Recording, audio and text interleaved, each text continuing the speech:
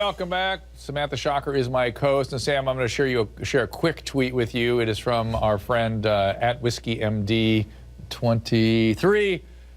He just a quick one. Took note to Shagun. Go decaf, Shagun. Just go decaf. I thought that was.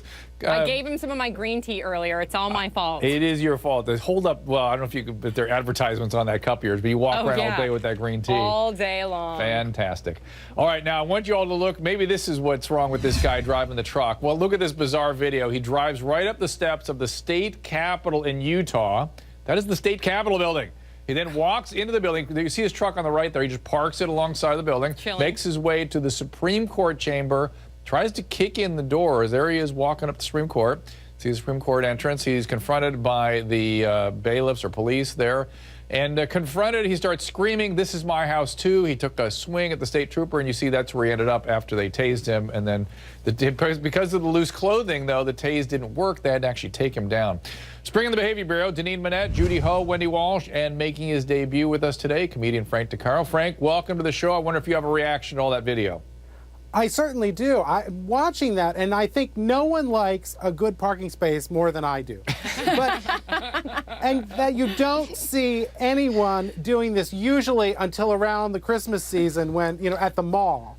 I was kind of shocked that he managed to get up there because honestly, my car has trouble with a parking garage if it's more than one level. But to get 3 levels up and actually get that close and then go into the building is kind of amazing to me because no one stops him. Right. I can't get into my own office building that I've worked in for 10 years as easily as this man drives up and walks in. That's my concern. Yeah. My concern is the security or the state troopers. I mean, the lack of efficiency. I've seen more efficient security at a local mall, Dr. Drew, when somebody shoplifts. Well, it's interesting. If you've been around Washington, D.C. at all, anyone, you know that there's barriers everywhere and cement blocks. I bet we're going to start to see that now, unfortunately, around the Utah State Capitol as well. Now, this man was taken to the hospital for a mental evaluation.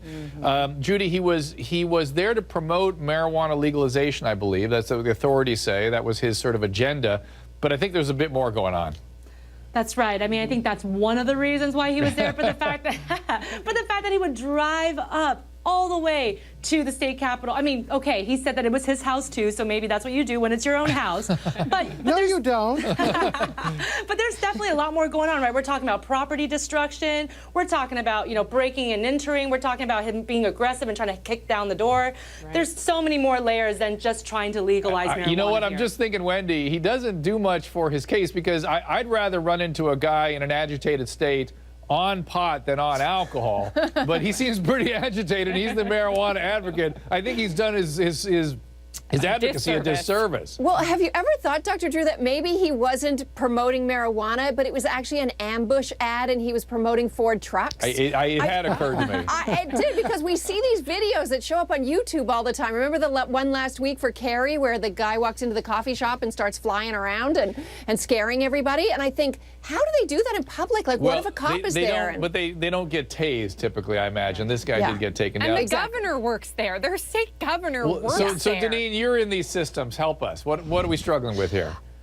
I think that it's less about what he did and more about where he did it. And I think you pointed to something a couple of weeks ago about how when the government is going through all kinds of changes and people feel as though they don't have any security and there's nobody really running the show, that the most vulnerable in the population, which are the mentally ill, act out, just like in a family situation.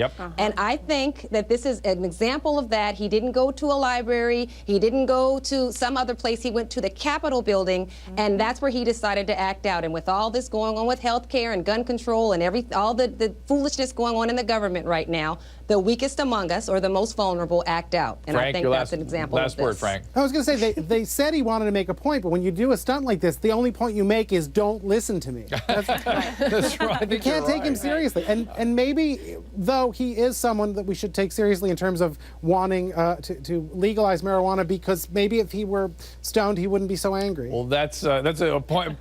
Judy says no, but I think I'd rather be stoned than drunk. That's all I'm saying. That's all I'm saying. Hear, hear. Next up, thank you, Pal.